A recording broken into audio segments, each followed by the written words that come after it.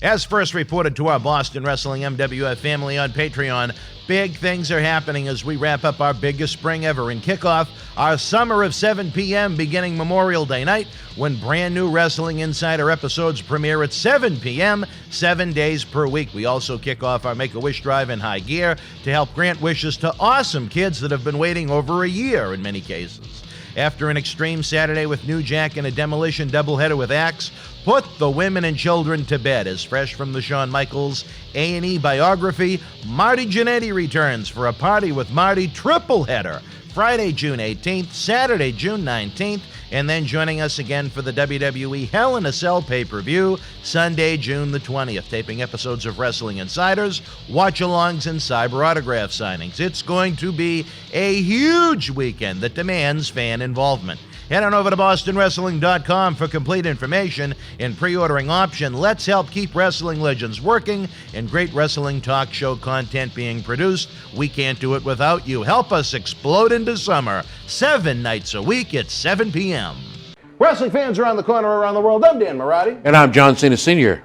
Johnny, the momentum here in Boston Wrestling continues as we continue to build and build and build. The fans want to know, how do we help? We subscribe to the Patreon, but we see all the great merchandise on that set. Coronavirus may have killed the nightlife, especially for someone like Marty, but our acclaimed eBay store is open 24/7 around the world.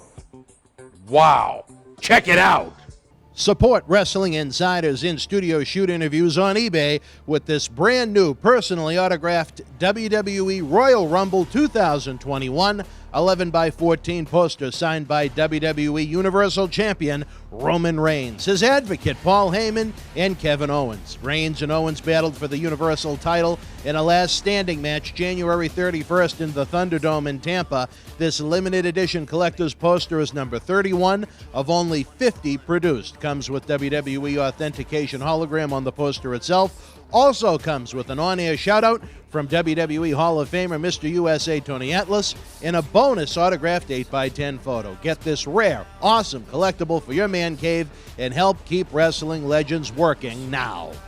Boston Wrestling Sports and the MWF explodes into a new year of unknown with professional wrestling content galore, and we need you to join our family. Every Tuesday night at 10 p.m. after we review the previous night's Monday Night Raw, it's Wrestling Insiders at your house with the unpredictable WWE Hall of Famer, Mr. USA Tony Atlas. Wednesday nights after WWE, NXT, and AEW at 10 p.m., you never know who's going to show up on Wrestling Insiders Special Edition.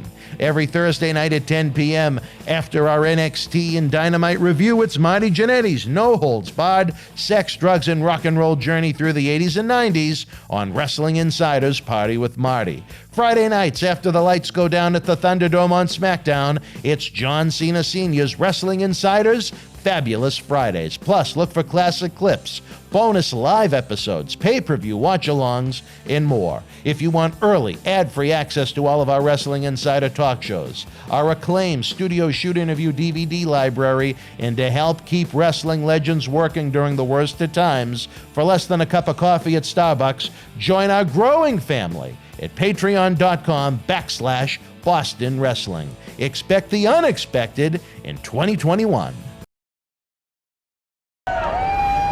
This is Mick Foley. This is Harley Race. This is Shelton Benjamin. This is Mr. Wonderful Paul Orndorff. This is the Monster Abyss. And this is Daniel Bryan. This is JBL, and you're watching the MWF. Be there live.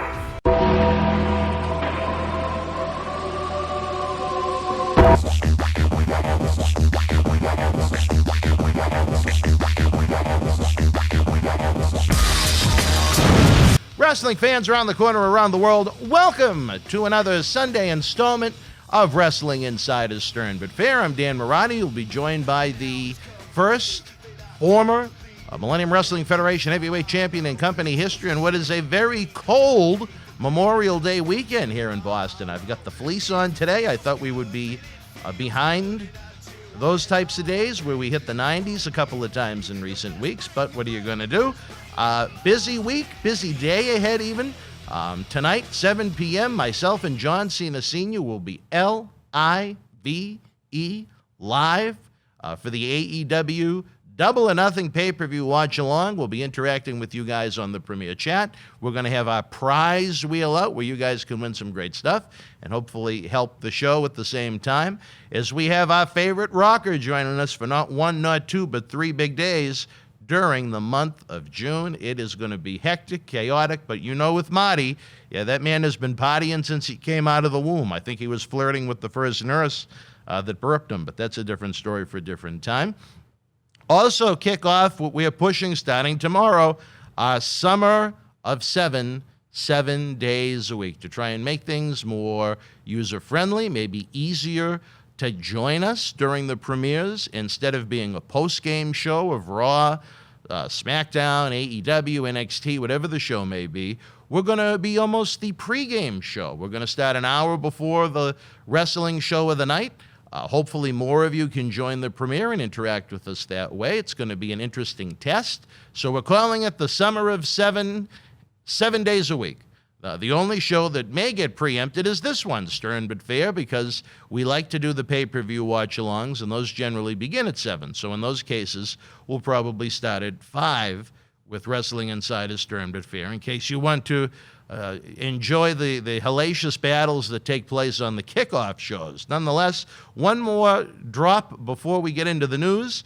Tomorrow, Memorial Day, also begins our Make-A-Wish drive to try and help the poor kids from Make-A-Wish. Many of them have been waiting over a year to have their wishes granted due to coronavirus. Now that life is opening up a little bit more, hopefully these kids that have been through so much can start to enjoy life a little bit more and get on out there and have their wishes granted. They are always guests here in Boston Wrestling MWF. Hopefully we'll see many of them Saturday night, November the 13th, from the historic Memorial Hall in Melrose, Massachusetts, just 2 blocks down the road from this studio. It is going to be back to the 80s WrestleFest and 20th anniversary at the same time. My dear Lord, you talk about making a wish, fans, almost like a wedding. Save the date, Saturday night, November the 13th. We're going to have some great legends from the 80s before the superstars and legends of yesterday, today, and tomorrow. Light that ring on fire. Just don't tell the director of the building. She's difficult enough to deal with, but that's a different story for a different time. And with that said, folks, I pass the baton to a man that can only be held in the same category as Slick Wagner Brown, Carlito, Shelton Benjamin, Low Key, even Pocahontas himself down in North Carolina, Dylan Cage, and my longtime close personal friend, now known as Viking Raider Ivar, the one, the only, the first, the former MWF Heavyweight Champion, now on the board of directors helping guide us to November the 13th, Mr. Tiger Mulligan. Tiger, it is a pleasure to have you. It feels like we just did this. Literally. Yeah, I mean, listen, I'm not going to lie. I'm going to break down that fourth wall. All right. We're 12 minutes in, and 10 minutes of it we didn't hit the record button, so we're starting all over again. but it's okay. It's fine. It is what it is. One of the two of us didn't hit the record button, and we're not going to name who. We're not going to name who, but my hand is not raised in this one. My finger is not pointed at me. But we'll get into it. I'm glad we didn't get too far because, the thing is, I continue, not complain, but I was telling you before we started about how I'm at this little tiny table due to the construction that's been going on here in the room that I do all my editing at. So on this one table, it's not even one of those 6-foot long jobs that you'd see at an indie show. I have the microphone, 2 microphones, one of which is never even used, 2 mics, the podcast recording system, a big, long, 6-prong extension cord. I have 1, 2, 3 hard drives, a phone charger, the computer itself, 2 headsets, 2 computer monitors, my keys, my bottle of water, a Christmas decoration for some reason, and a box of Kleenex, all on this little 4-foot table. I mean, if I was a midget, I guess it would be wonderful. But you know me, I'm 6'3" and well over the 200-pound mark. Well, hey, listen, if anybody in this world can make it work, you can make it work. And hopefully we can smack some people around up there to get you the equipment in the office that you most rightfully deserve and need, and we could be good to go next week, and we won't forget to hit the record button. Well, if I could see, the problem is I can't actually see it. I have to kind of tilt my head around one of the monitors. So I thought everything was set up, other than that one important part of the puzzle, which was to actually record what we were doing. But anyway, listen, I'm not hot about it. Right. If it was an hour in, then I might be a bit more stern. But you would be okay. very stern with me, but hopefully fair. No, definitely. Well, yeah. In that case, I don't think it'd be fair. I'd probably just click the end button and go downstairs and enjoy my family. And my cane just fell over to top it off. So even the cane, the only gimmick that's been around longer than Bob Orton's cast. Anyway, before we got so rudely interrupted by the record button, we were discussing, all the ins and outs and the things going on with the world of professional wrestling, and especially WWE itself. And I think Kevin Dunn came up, and how much stock options he has. I don't know what we even said, but I think we were alluding to the fact that we were he has watching a lot NXT. Of stock options, I guess, is what we were getting at. Yeah, but we were watching NXT this week, and we were talking about TV formats and where to put the commercials in, and how they start off what brings all the eyes to the TV set, which is the main event, and they start the ring the bell, and they go right to commercial. And it just, I'm so irked by it. I don't understand it. I don't know why they can't format it better. Cut time somewhere else.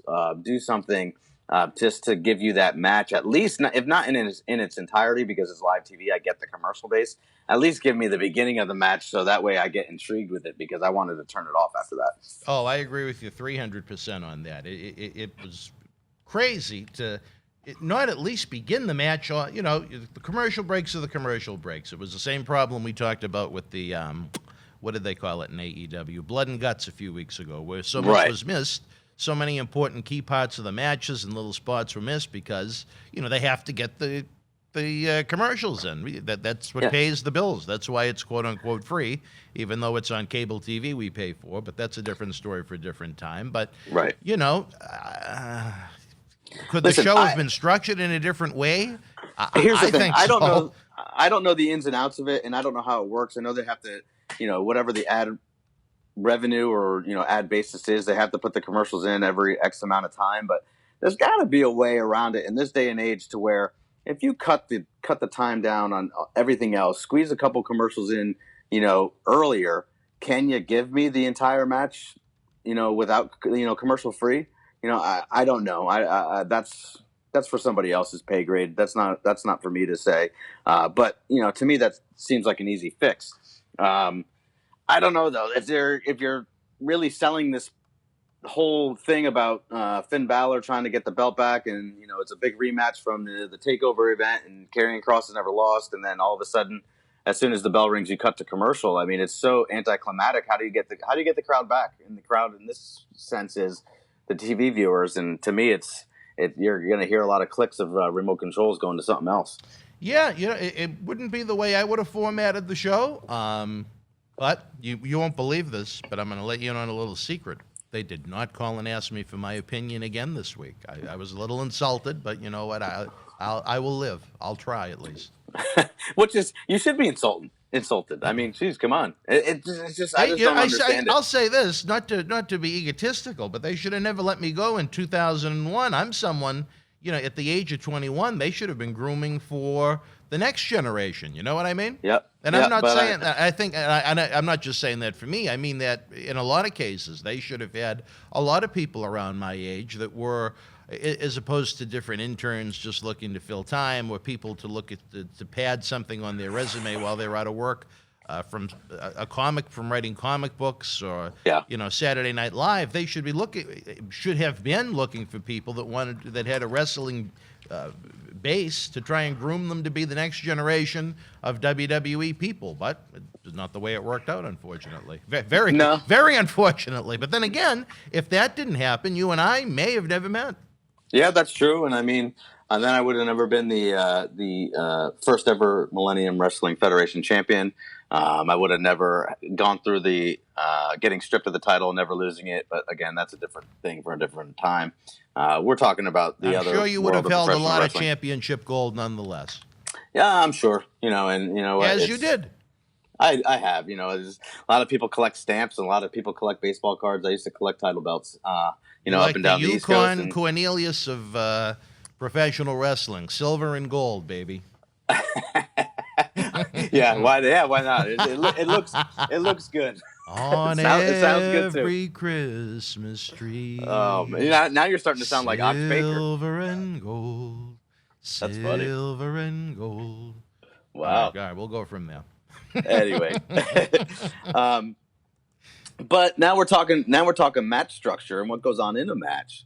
It's again, I got to go back to WWE because I kind of watched that the most this week, and I'm watching Montez Ford, getting beat up in the ring. He's your old buddy Montez Ford. He's getting beat up in the ring, and here's where I get perplexed. The guy does a backflip, goes right into an enziguri, right, which takes a ton of energy after getting completely beat up, but then he can't make a tag.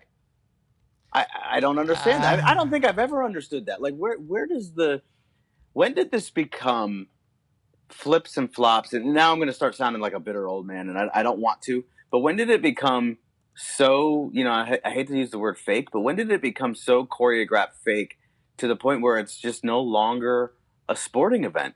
And it's just we're insulting everybody's intelligence. Where, hey, I can do a backflip right into an enziguri, but I can't just crawl over and make a simple tag. It just I don't know. And I tell you, some have said I have been stern but unfair with Montez Ford in some of our review shows. I think he is an outstanding, tremendous athlete.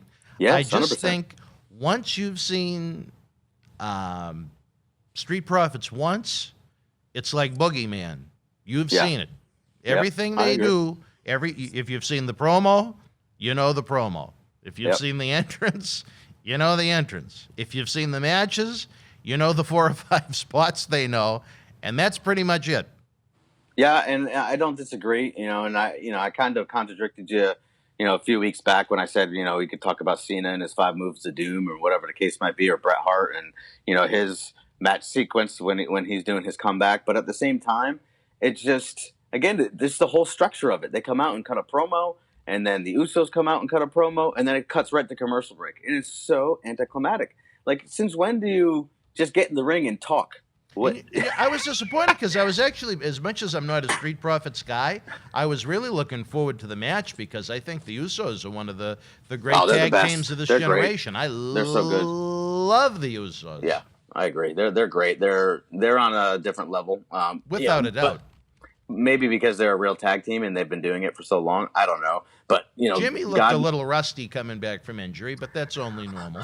Yeah, I mean, I don't who knows how much time he actually spent, in a ring before he actually came back. And again, they're only working once a week, so Right. It's not for long though, but we'll talk time. about that as the show progresses. Yeah, it's just kind of, again, anticlimactic. It makes me want to turn it off. I'm getting excited to watch a cool tag match, and then they go right to commercial, and then when they come back, it's like, okay, ring the bell and then start. It's like, again, insulting my intelligence is like where it's live, so we know that they're in the ring. What are they doing the entire time that they're in the ring? I just during a commercial, I just don't get it. What amazes me sometimes is they'll do the entrance, and literally they go to the commercial, then they come back and have WWE commercials, skits and vignettes and interviews in the back. By the time they go back to the ring, you've almost forgotten that person actually came out. Yeah, it's crazy. It's crazy. It's a lot of things. And it's almost to the point now where they're trying to really structure it like a true drama TV show as opposed to a wrestling show. Please. And it's just not the way that wrestling works. Wrestling's never worked that way. Wrestling is drama. Wrestling is a TV show. It's predetermined. It's the whole 9 yards. It's a male soap opera. They coined that way back in the day. But again, it's got to make sense, and it's got to be intriguing and compelling, and it's just not happening. And I just don't know why, when ratings continue to drop and plummet the way they are, and they get the worst ratings out of the last X amount of weeks, they don't look at their format and say, something's wrong here. What can we do differently? And then next week they come back and do the same thing over and over again. I'll ask you this question. If you're the average Joe watching at home and you see this, we'll just say,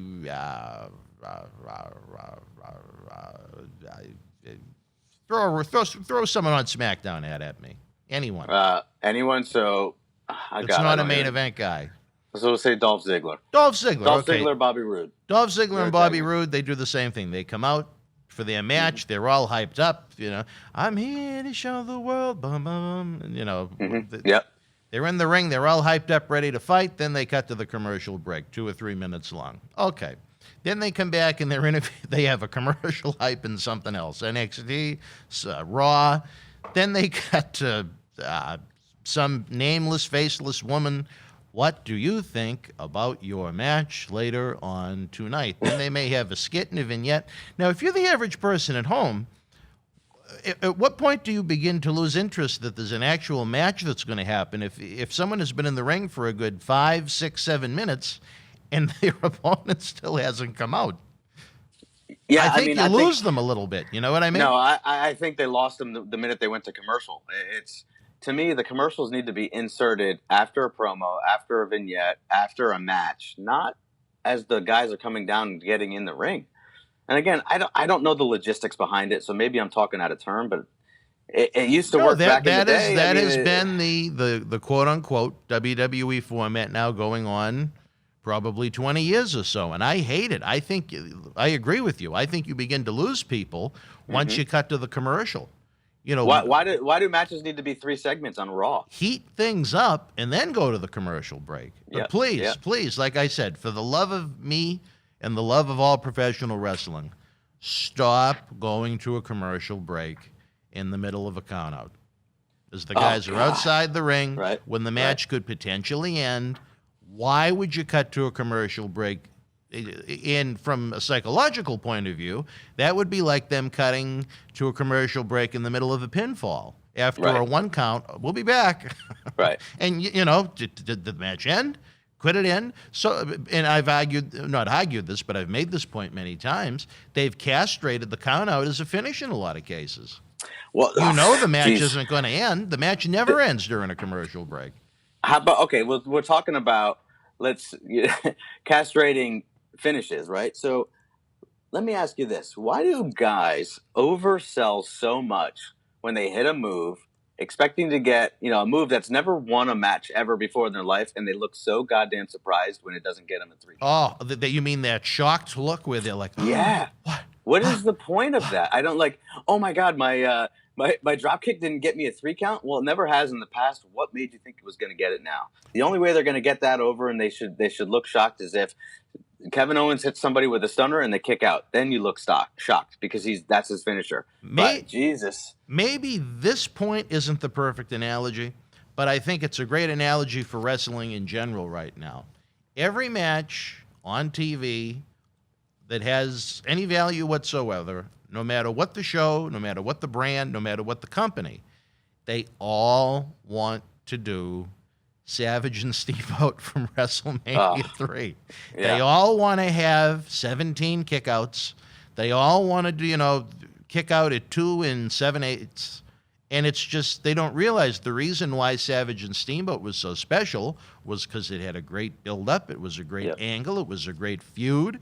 It was on the biggest wrestling event in the history of the industry in front of 93,000 people, or maybe a little less if you listen to Dave Meltzer, but one of the biggest crowds in the history of wrestling. There was a reason why all those kickouts worked.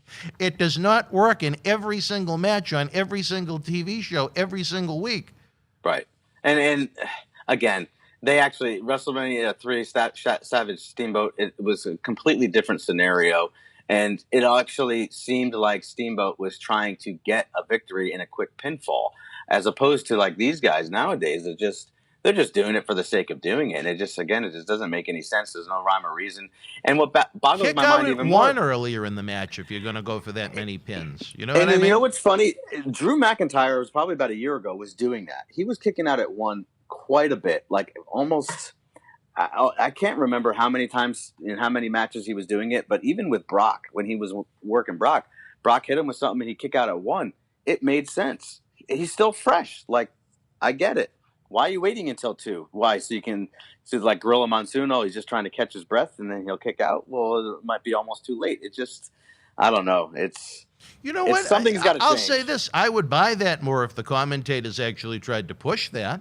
Well, unfortunately, the commentators don't know what they're doing these days. Please.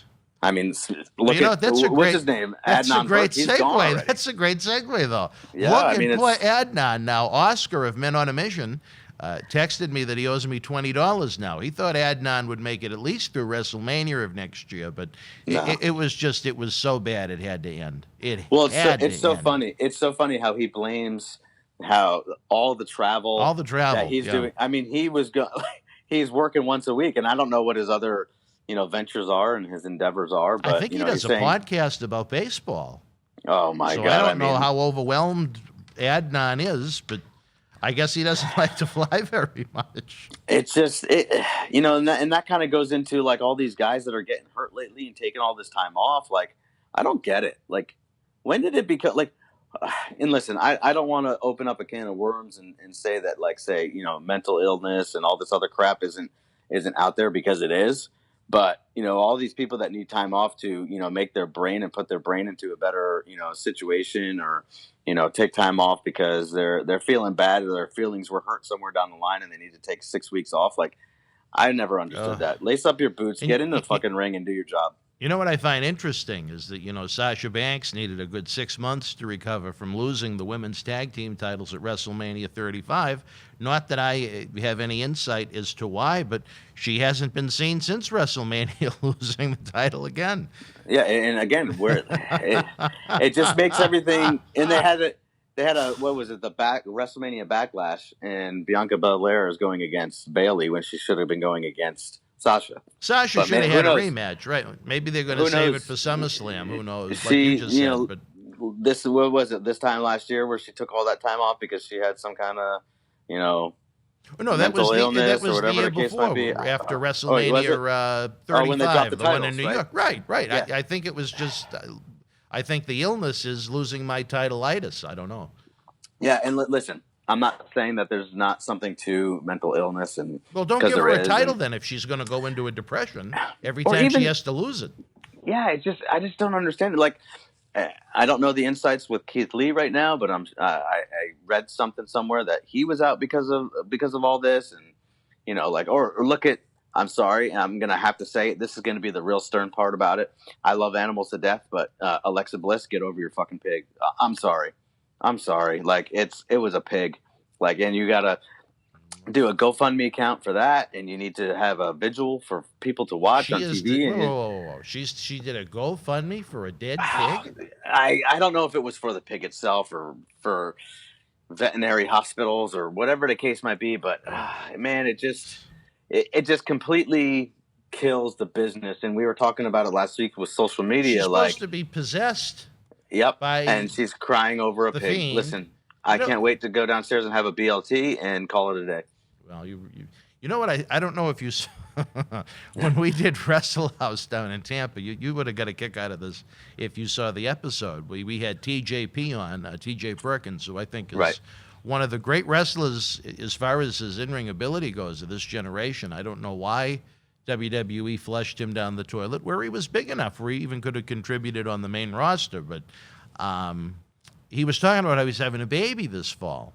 And I said, oh, geez, fatherhood, that's going to change things, blah, blah, blah, blah, blah. And he says, well, I've been preparing for it. And I said, how?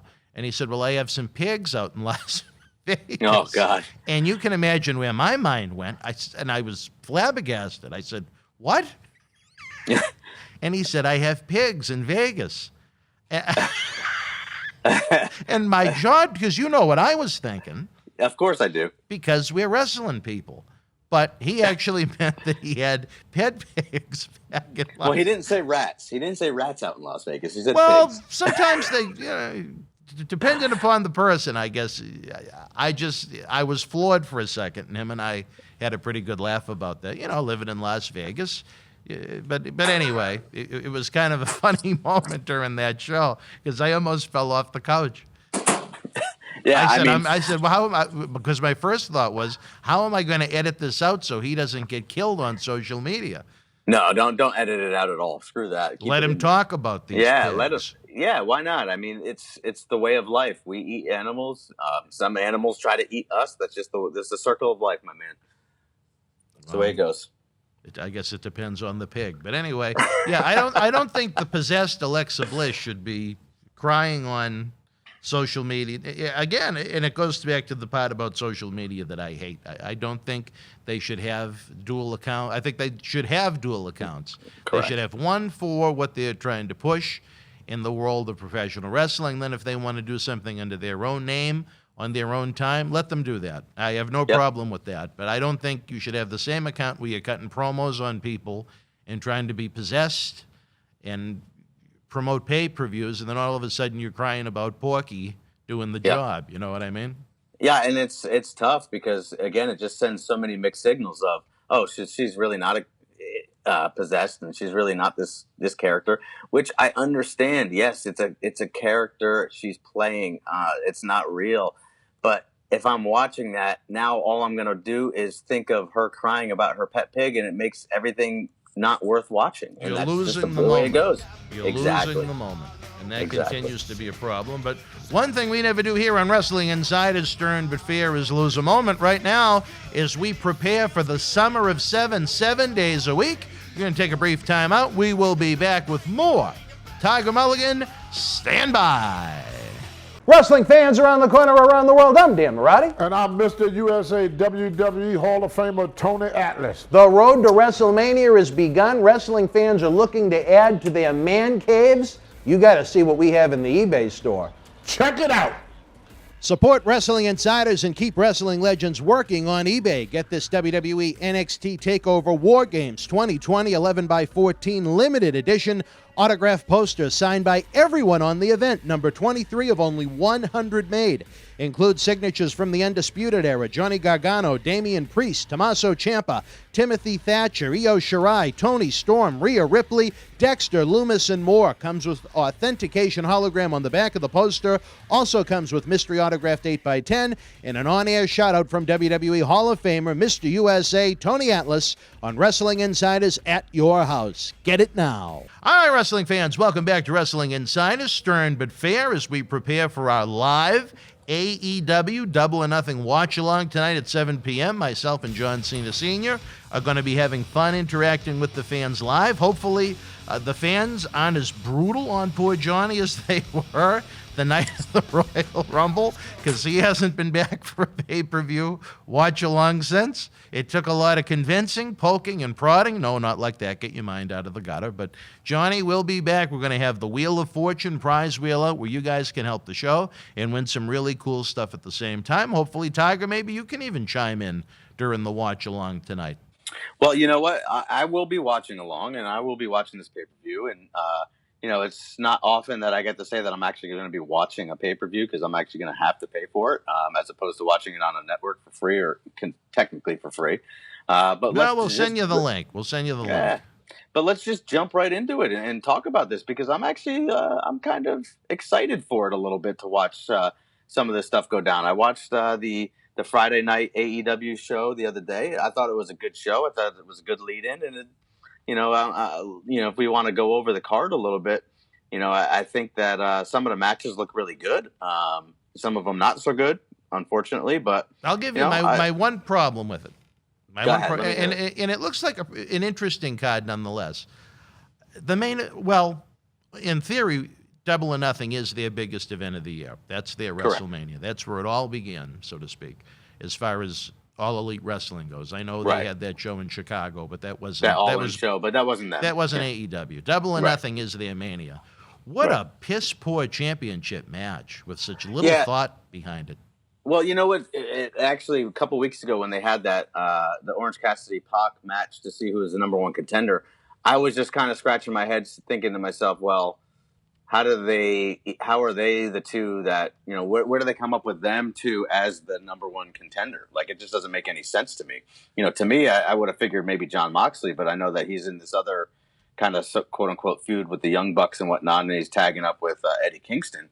But why these guys? I just didn't know where it came from. At least if it was Pac, it would have made for a really great, on paper, singles match. When you include the other imbecile, you don't like Orange Cassidy. It's everything that's. You know what? Again, if it was a show, if it was a show meant for little children, like with what I would say about Otis last year when he was shoved down people's throat.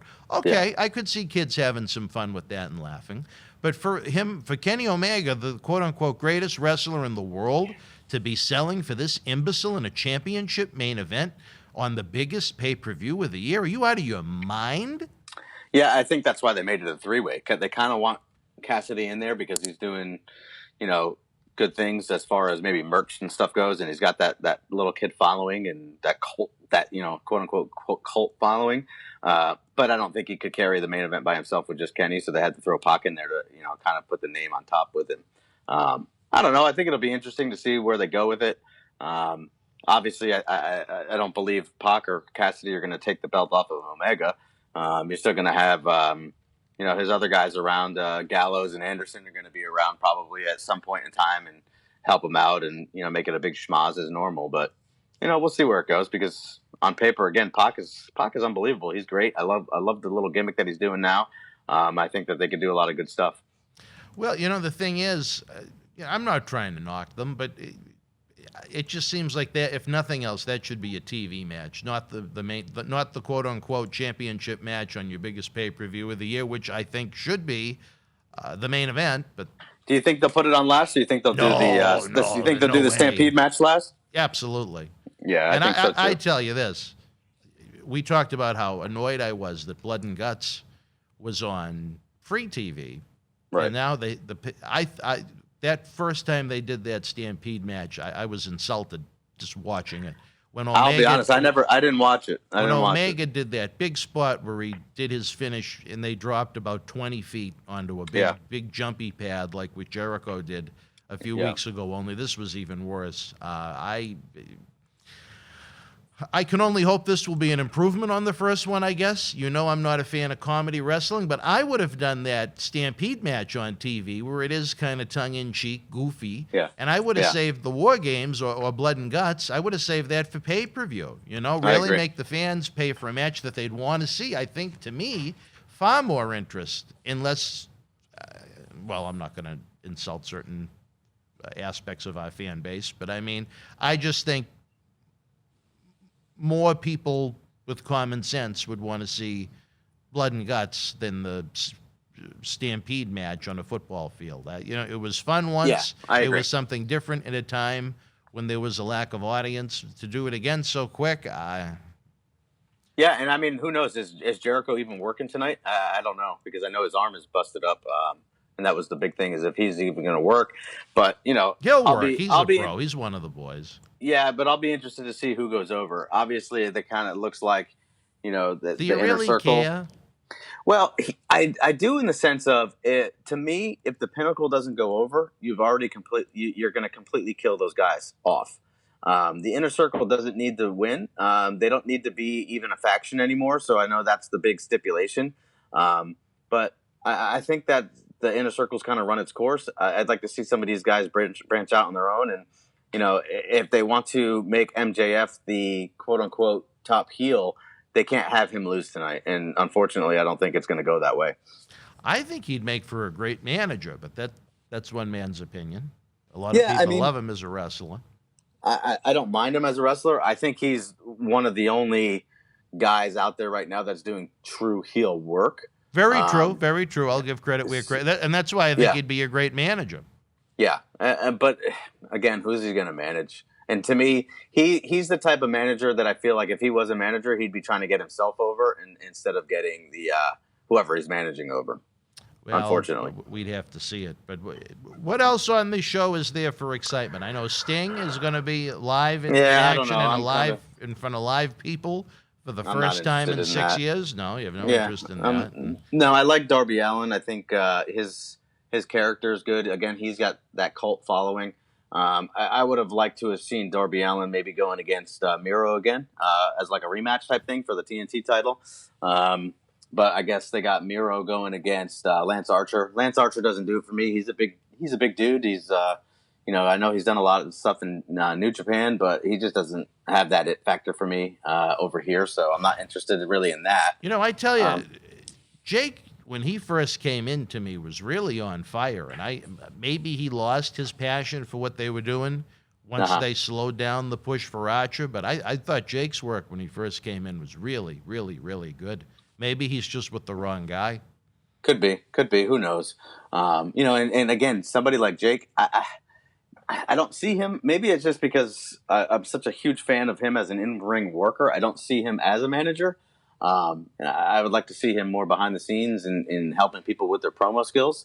But Lance Archer needs somebody. He can't cut a promo for the life of him, so he needs somebody like Jake there. So, and again, he's trying to talk too much, and Jake's not talking enough. So it's just kind of weird. It's a weird dynamic, but we'll see where it goes. I don't think Lance Archer is going to take the belt off Miro. I think they'll keep it on him for a while. I think Miro, they're finally starting to use Miro the way they should have used him since day one, instead of turning him into he wanted out of WWE so bad. Look at where he went. He went to a company where I'm going to guess that he was happy playing an idiot that played video games. Yeah, if they were smart, they'll keep the belt on him for a full year, maybe even a year and a half. Just use him as a killer. Yeah, exactly. Yep, just have him kill everybody, and then eventually, just when it gets to that year mark or this time next year, he's the one that's going to take the championship. I could see that, and he'll either trade up and go to the heavyweight title, or he'll carry both titles. I don't know, but he's somebody that carries himself good enough and can be a great top killer heel if they just unleash him and let him go. But time will tell. We won't know. We can't predict the future. Yeah. The other, I think that one match that has my intrigue is to see where they go with Britt Baker and Sheeta. I think it's time to less about that. See, I think Britt Baker's a good heel. I think she's another one who's like a true heel in the sense of the word heel. She works as a heel. You know what? And I'll agree with you on that. You are 100% right. It's just as far as the match goes, if they keep it quick, don't have it drawn out, give them 10, 12 minutes tops, including entrances, and then I think it's time that they put the belt on Baker. The only thing I do say though is having two top champions as heels, with Kenny Omega and Britt Baker, doesn't really make much sense. So I don't know if they'll change that. Plus, they'll have Miro as a heel champion. So what is it going to be, a heel company? I don't know if that makes the most amount of sense. But who knows? You know me, I love heels, but no, so do I. I just don't think all your champions can be heels at one time. It just doesn't resonate with me. I think the way to execute this would be to take the title off of Miro, which I don't think would be a good thing. No, if you want to go that route, I think you should at least have the mid-card championship be on a babyface. But Miro just got it, and I don't want you to kill Miro. And I don't I don't think Lance Archer's I think he's a heel too. Yeah, so it just, again, who is a heel and who is a babyface? We've been in the business long enough to know. There's a lot of mass confusion in that department in AEW, but moving on, I think the tag title match has the ability to steal the show. Eddie Kingston and Moxley, do I see them taking the titles? I don't know. Maybe to appease Moxley and give him back a belt. And it kind of makes sense if they were to take it off the Young Bucks. But again, I'm a huge fan of keeping belts on people for a long time. I love, me, I love long title reigns. You don't want to see a 28-day title reign? No. And I tell you, other than Eddie Kingston, I think that could make for a good match. Eddie Kingston to me is just come on. He's somebody that should be a manager. He shouldn't be in the ring. Or a commentator. You know what he reminds me of? He could talk. He's like sitting near a smart fan at an MSG house show. You know what? That's a great analogy. I really like that. There's no look. There isn't much ability. But verbally, he's outstanding. I'll give to try and look for the positives in it. He's great verbally. Other than that, there's nothing. He's just one of those guys. Nothing. He's just one of those guys that doesn't want to look the part. He's one of those guys that doesn't belong on national TV. No, I agree, 100%. He's very indie-rific.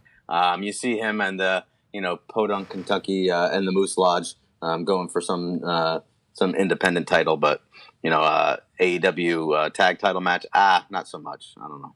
But I think it's going to be a good match nonetheless. Well, like I said, with Young Bucks and Moxley in there, I think there's great potential anytime. They may not be the most amount of selling you've ever seen, but what are you gonna do?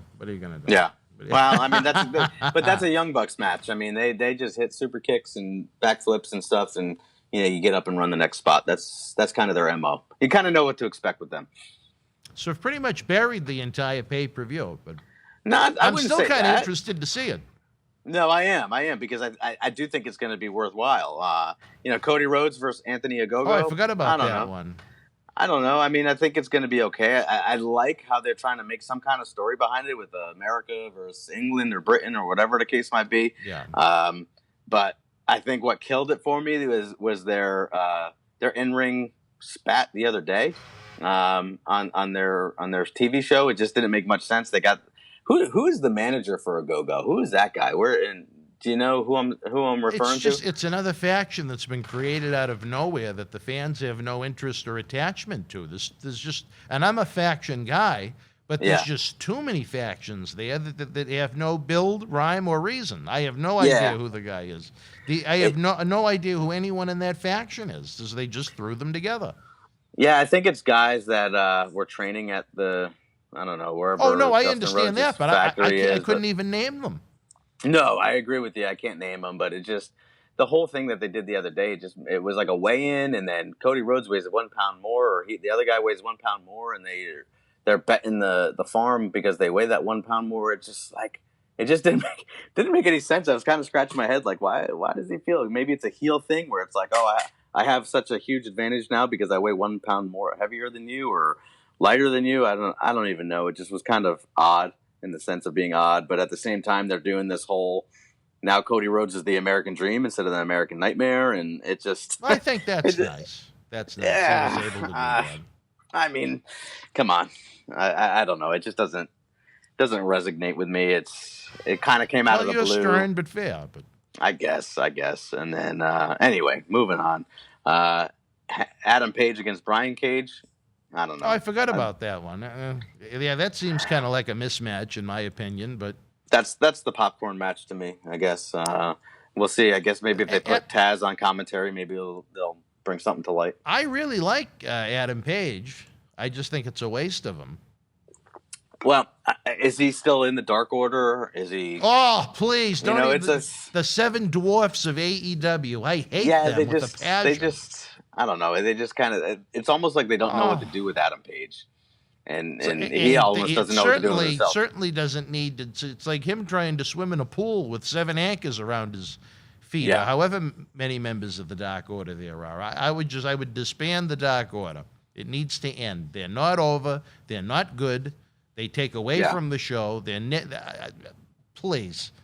Yeah, I agree. Can you think of a good match with anyone in the Dark Order? I mean, I'll be honest with you.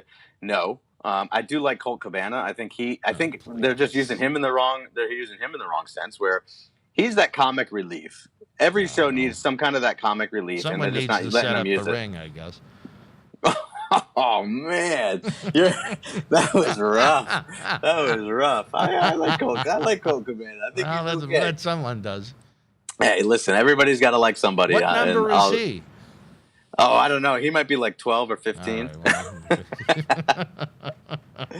Anyway, last but not least, we have the Casino Battle Royal for future shot at the AEW World Title. Now, is that on the pre-show or is that on the pay-per-view? That I don't know. I think there's isn't there an NWA Women's Title World match? You're right. The pre-show? Serena Deeb. That's the pre-game or pre-show match. Okay, yeah. So I stand corrected. So the Battle Royal is likely a pay-per-view match, and hopefully that'll make it a bit more important as opposed to just, there. We'll see what happens. I can only assume that Christian is going to win that and go over. And so that way they can start doing with something. Waste of Christian, my God. Again, I you know what it is? I think AEW has just way too many guys, and that's why they have so many different factions and so many things going on. I've never watched their other show. I think their YouTube show, it goes on Tuesday nights or whatever the case might be. But I've never watched that. 14 or 15 matches. Do they really? Yes, it's insane. I gotta go back and watch some of it and see if it's actually any good. But I don't know. We'll see where it goes. It's like WrestleMania 4 all over again, only with indie guys. That's awesome. Hey, I've liked WrestleMania 4. It's one of my favorite WrestleManias. What did you like about WrestleMania 4? There were maybe 2 good matches out of 16. I don't know. Maybe it was just because I was so young at the time, and it just kind of stuck with me. It was only the second WrestleMania I was a fan for, but we didn't have pay-per-view in Melrose at that point, so I had to wait for the next day because my father's friend lived in a city where they did have it, and he taped it for me. And that's cool. Even as a kid in the 2nd or 3rd grade, I thought it was awful. Oh, really? I was just bored. The tournament matches all sucked. Well, yeah, I was thrilled Demolition won, and I thought Macho and DiBiase was good. Other than that, I can't think of anything that was any good on that show. I'm trying to think. Oh, you know what match I really liked was the Rick Rude Jake Roberts match. The draw? The draw. I liked that. There are people that fell asleep that still haven't woke up from 1988. That was so slow and boring. Oh, well, but that's an old school match. I like that type of style. Well, I mean, yeah, if it was 1892, it told a great story. Yeah. Maybe I'm starting to show my age. You're making me feel old. Maybe you need to watch it again. It's funny because I didn't like the second Hogan Andre match. I didn't like that match. I thought that was kind of garbage. Yeah. Yeah, you're right about the DiBiase Macho match. That was good. But I thought all of Savage's matches were pretty decent. I thought, you know what was a good match? I thought the Steamboat Greg Valentine match was pretty decent. Oh, that 3-minute match was a real thriller. And they had a chance. But they were all 3 minutes. You can't ever do. They had a chance to give us the Savage Steamboat rematch that everybody would have loved, and look at what they get instead: Savage and Valentine. Valentine. Come on now. Yeah. But I'll say this: you know what you'll find interesting as a segue out of WrestleMania 4.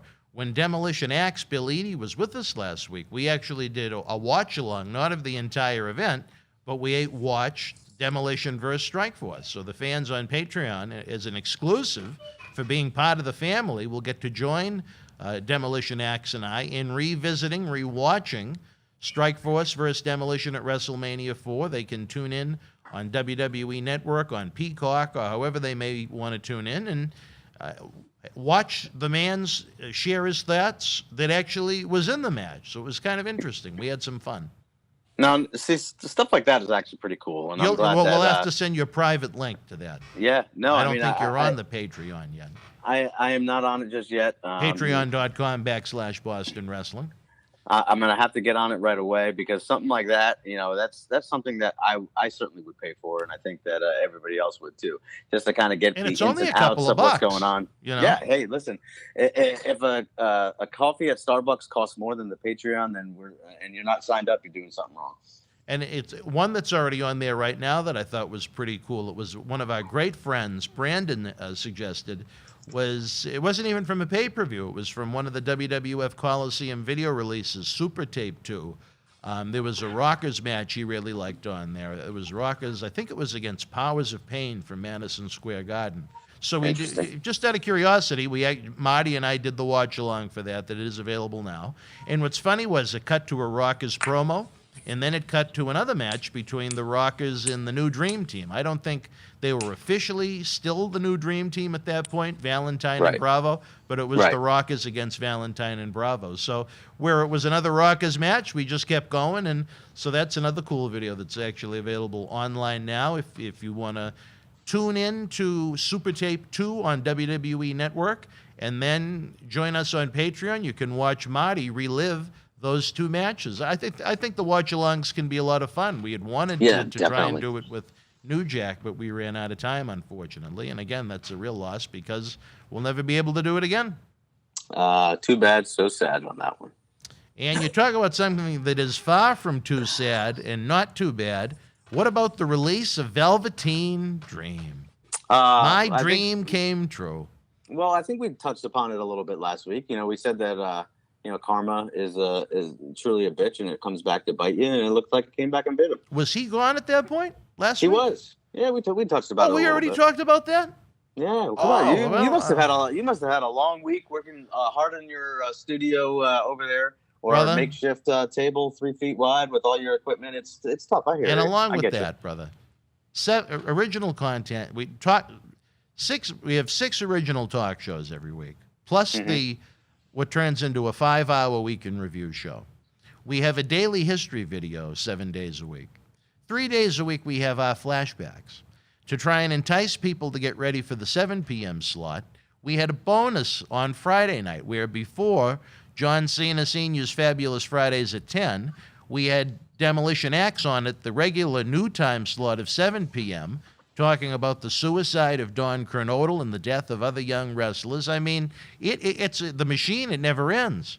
But it doesn't.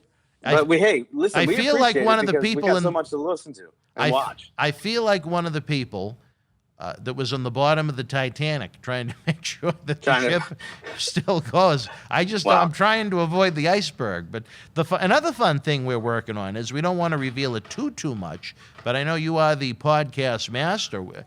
In addition to 7 p.m. premieres, very soon, I know you're working around the clock pretty much in this office that you're in, to the next morning at 10 a.m. have audio-only podcast-style premieres of the show across. Hey. I'm not familiar with all the different podcast platforms. You'll have to explain that better than me. Hey, listen, I use a certain platform that we could blast it all out there. We're trying to work the kinks out and get the audio files uploaded. But as soon as we work out the kinks and are able to blast it out there, you'll be able to listen to it on Spotify, Apple, Stitcher, wherever you get your podcast.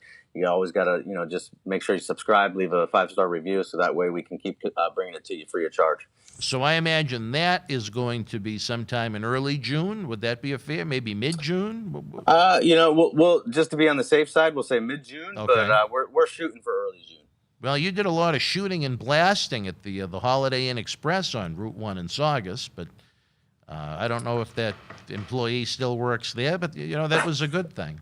It was a good thing for me. That was back in the day when I was a young tiger running around. And, you were a little cub back then. I was definitely stern, but I was most certainly fair. Well, that's what she thought. I would have appreciated a discount on the room, but you know what? Different story for a different time. Much different time. Did we miss anything? We missed the WWE New Japan talks. What do you think is going to come from that? You know what? Here's the thing. I think it's all bluff. They're not talking at all. Tony Khan did a great thing. He went on, did some kind of interview and called them out for it. He shot on them. Yeah, you know what? And it was good. I'm glad he did it. I honestly think that all of this stuff going on with WWE right now, I said it once before, they're gearing up to sell the company somewhere, some way, shape, or form. To who? I don't know, but they're just trying to cut back as much as they can to make sure that they look very, very profitable for when they get that check signed over to them and everything changes. I'll tell you this, imagine, and again, I think I agree with you. I think we're talking a lot of fantasy, but if WWE got their hands on the New Japan library. Oh my God. Can you imagine?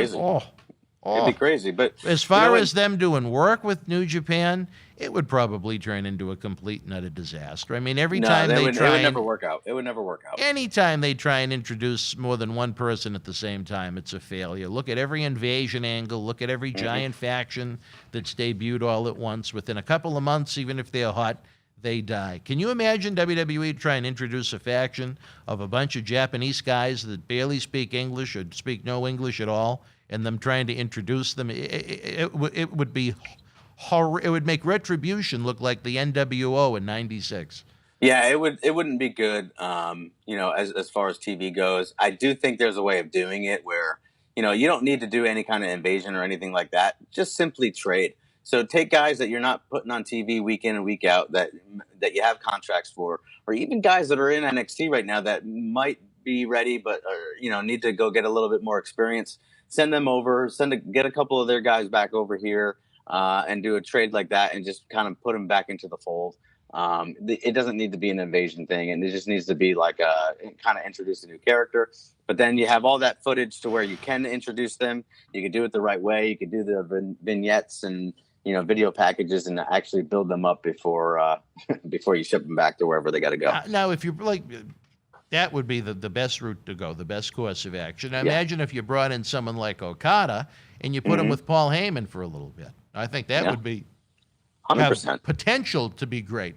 Maybe it Sure. wouldn't work. Maybe it would. Who knows? You'd have to actually we see could- the execution. But Yeah, we I could think fantasy on book all we paper want. that would be a lot better than, oh my God, his 10 guys from New Japan attacking the SmackDown roster leading into Survivor Series. And I mean, remember that you have a good memory. Remember that Survivor Series 95 women's match they did? When they had my Alundra God. Blaze, Bull my Nakano, God. and 6 other women from Japan that you remember- couldn't even name, Dude, I remember watching that, and they tried to make. and no one God. cared. Yeah, it was. I can't remember the lady's name. Aja Kong, I think. They tried to make her look like a huge star, and then Nobody cared. yeah, nobody cared. And then what was it? 2 weeks, 3 weeks later, they ended They up were getting all rid gone. of, And look at where Alundra was a few weeks later. Yeah, taking the dumping championship. the title in yeah, the trash. yeah. Yeah. Well, that's what they thought of the Survivor Series match, I guess. But I mean, even the Jumping Bomb Angels, who they pushed heavily when they they were did that first great. women's tag champion. No, they weren't the first. Oh, you're right. I stand corrected. You were 100% right on that. Yeah, the Glamour Girls held it Glamour for Girls. a while, and Velvet Yep. McIntyre and Princess Victoria were the women's tag team champions in the mid '80s. But Velvet's still looking for some socks and some shoes, I guess. But nonetheless, I don't know if she would fit in this day and age. But good old Velvet always put she was better than the Velveteen Dream. And 100%. and you know what? 1,000%. And probably a little more masculine, and that's nothing against Velvet, but anyway. What was I'm losing my train of thought now. We were talking about the Japanese. Oh, the Jumping Bomb Angels. I mean, for the push that they got, I couldn't tell you their names if my life depended on it. Could you? I don't think Bobby Heenan, when he was doing the commentary, knew their names. They just Bomb Angel 1 and Bomb Angel 2. Bombs away, like what New Jack would say. But anyway. Yeah. Anyway, it'll be interesting to see if anything happens with it. Someone told me in the rumor mill, I guess, is that they're trying to find a way to appease Daniel Bryan to let him maybe do a little work in New Japan while remain with WWE, because they don't want to lose him after all they've invested in him over the years. But it'll be interesting to see how it plays out. Like I said, to me, more than anything, it would be very interesting for WWE to get their hands on that video library if they could work out a deal. yeah, I don't know if think New Japan would want to sell. I don't know. No, They I don't think they do. They're doing, for their type of business over there, they're doing good. They don't want to give up the reins 100%. They would never. I don't think would ever want to sell. Again, I think it's just a ploy to make it look like they're trying to grow business, save money, so that way they could actually just sell it outright to Disney or whomever. Well, you're a strong believer in that. All right, Tiger, it has been a stern week, but a fair week. Anything else we might have missed? I don't think we missed too much. If we do, we'll do a little recap next week. We'll be interested to see where this pay-per-view goes, and we'll definitely get stern. All right, wrestling fans, we will be back next Sunday. Don't forget, beginning tomorrow, Memorial Day, the summer of 7 p.m., 7 days a week begins. I'm going to be a madman producing all of this great content for your enjoyment. Again, don't forget to tip the bartender. The Super Chat button is always open. The Patreon is rocking. It is rolling. We're going to have some great exclusives on there. The New Jack series is going to be on Patreon first. I was in the middle of editing the first episode last night, where he has some very kind, cough things to say about Mr. USA Tony Atlas. So it's going to be a lot of fun. Again, Demolition Axe. We produced 2 days worth of content, probably about a dozen episodes. So much great stuff coming your way. Making his Wrestling Insider's debut this Wednesday at 7 p.m. is JTG. And let me tell you, I got to tell you something, Tiger. I think JTG is one of the better interviews we've ever had, believe it or not. Hey, I agree. JTG has always had that it factor. It's unfortunate that the way his kind of career ended abruptly back in the day, just because he had some backstage heat or whatnot. But I actually hear that he's trying to make a run back and doing some things, so I'm glad that you got him on board. Well, he's only 36, and let me tell you, he's in the best shape of his life. I mean, he's always been in great shape, and I'm hearing and reading that he's been participating in some indie events and actually doing well on those too. So only time will tell with JTG. And that, wrestling fans, is just one of 7 things you can look forward to this week at 7 p.m. For my partner in crime, Tiger Mulligan, as I know soon we're going to be doing an episode about what's happening in the world of Boston Wrestling MWF as all roads lead to Memorial Hall in Melrose, Massachusetts, Saturday night, November the 13th. It's an exciting time. Now that you're on the board of directors, you have great input into what is happening in the company that you helped. Easy for you to say. Well, you did a little humpany at the Holiday Inn Express, but anyway, it's great to see that a younger person is going to have such input in what we're doing. Hey, listen, I'm no spring chicken anymore, but I still have my finger on the pulse, and we're going to bring everybody what they want. So, just stay tuned. All right, wrestling fans, for Tiger Mulligan, I'm Dan Marty. We'll see you next Sunday, 7 p.m. for Wrestling Insiders, stern but fair. Until we speak again, you and yours, be well. Stay healthy. We'll see you at 7 o'clock for the AEW pay-per-view watch-along live with John Cena Sr. The World Wrestling Federation was live at Cobo Arena in Detroit, Michigan, Saturday, May the 30th, 1998. In the opening contest, DOA beat Los Boricuas. Kurgan with the win over Chains. Vader defeated Owen Hart via disqualification. Farouk victorious over Mark Henry via disqualification. WWF Light Heavyweight Champion Taka Michinoku retained the title over Brian Christopher. Kama and D'Lo Brown beat Bradshaw and Dustin Runnels.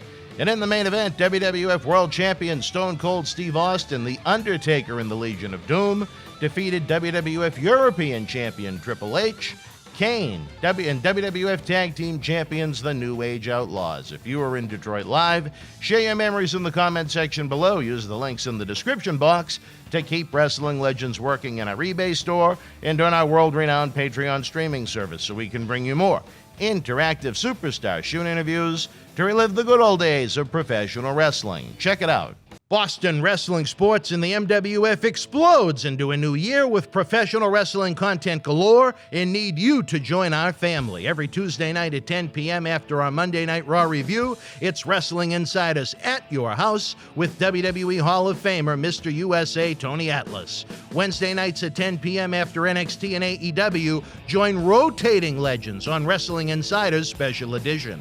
Every Thursday night at 10 p.m. after our NXT and Dynamite review, it's Marty Jannetty's no-holds-barred sex, drugs, and rock and roll journey on Wrestling Insiders Party with Marty. Friday night after SmackDown, don't miss John Cena Sr.'s Wrestling Insiders Fabulous Fridays. Plus, look for classic clips, history videos, bonus live episodes, pay-per-view watch-alongs, and more. For less than a cup of coffee at Starbucks, get early ad-free access to our Wrestling Insider talk shows, our acclaimed studio shoot interview DVD library, and help keep wrestling legends working during the worst of times. Join our growing family at patreon.com/Boston Wrestling. Expect the unexpected in 2021.